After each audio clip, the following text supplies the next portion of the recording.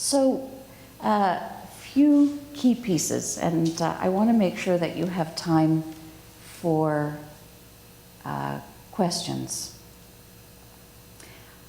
I think something that happened this weekend at the Eric Brunn competition best celebrates what has been a key value for the school always, and certainly over the past 22 years that I've been the artistic director.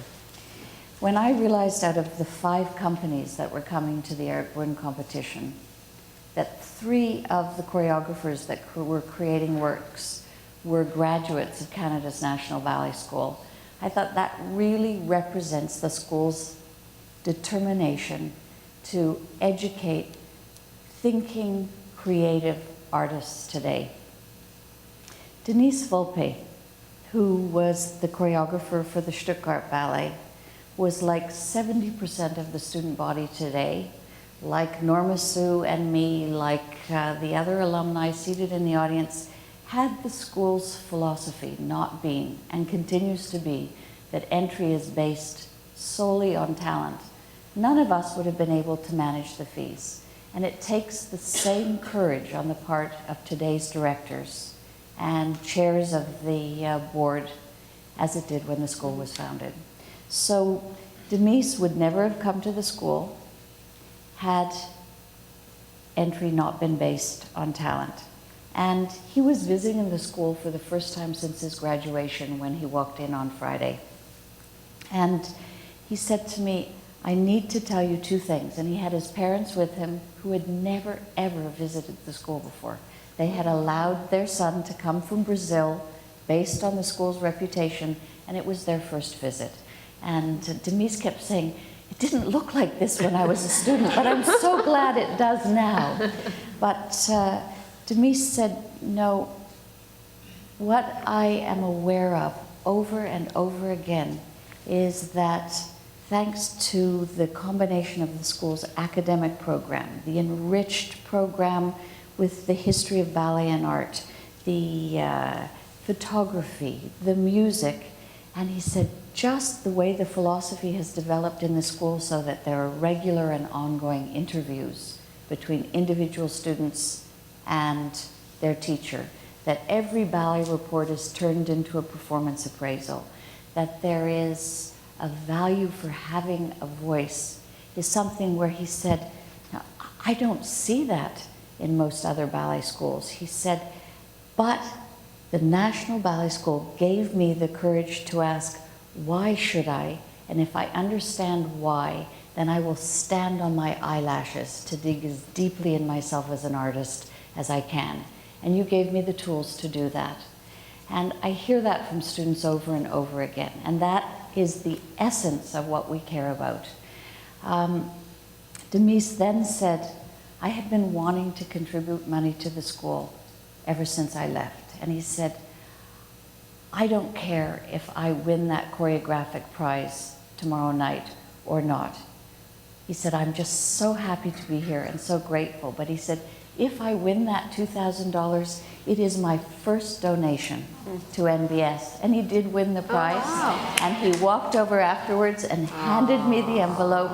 And this, for me, symbolizes why it is that there are alumni of the school in over 60 companies around the world. And over again, I am hearing from artistic directors that they are the leaders in terms of establishing an artistic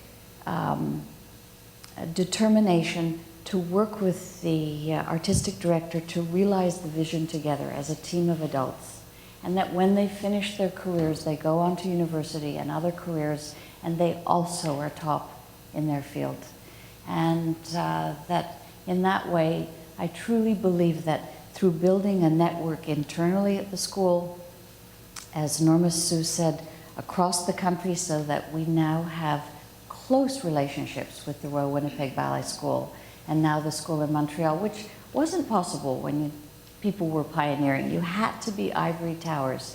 But I have got to be part of building a network and then building a global network. So I can say, of course we're competitive. There is nothing healthier than us pushing one another. But at the end of the day, we are a community who have this gift of a shared passion for an art form that makes civilization richer, whether it's through our community programs or those who are blessed with the talent to make visible the divine. And I got a phone call from the artistic director of the company in Dusseldorf 2 days ago, and he has just hired his 4th graduate of the school. And he said, I don't know what you're doing, but these people bring in a value and an openness and a commitment to excellence and a determination to stay away from what doesn't matter that is leading the world, and for me is a beacon of light. And so many of you seated here have been part of making this possible.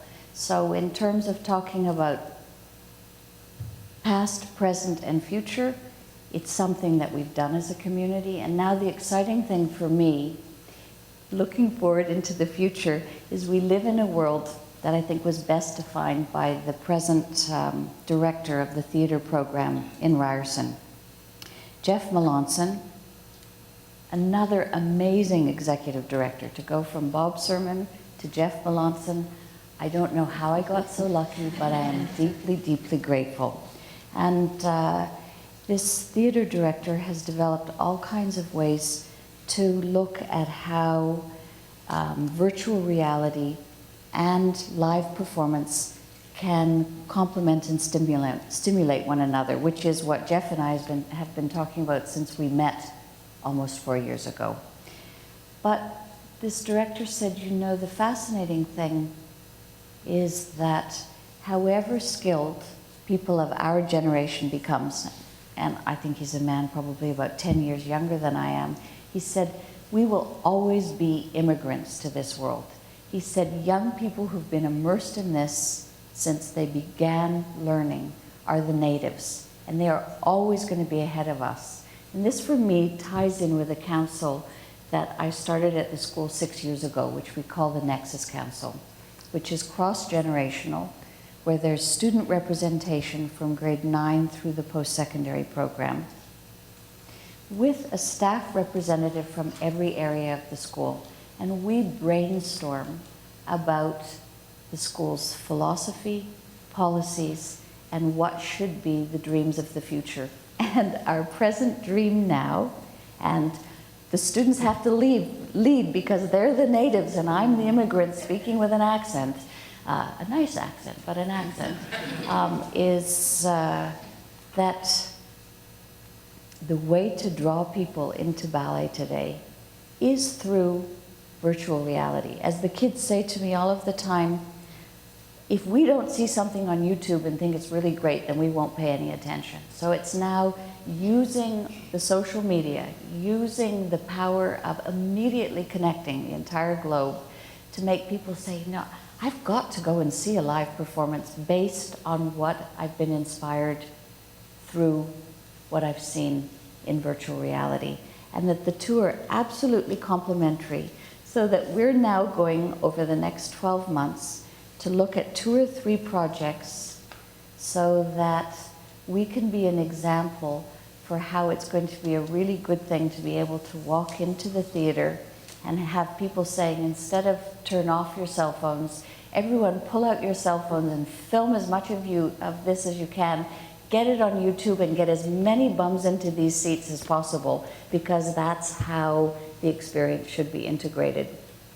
So we will keep you posted on how that goes. And in April of 2013, we're going to have the second Assemblée Internationale.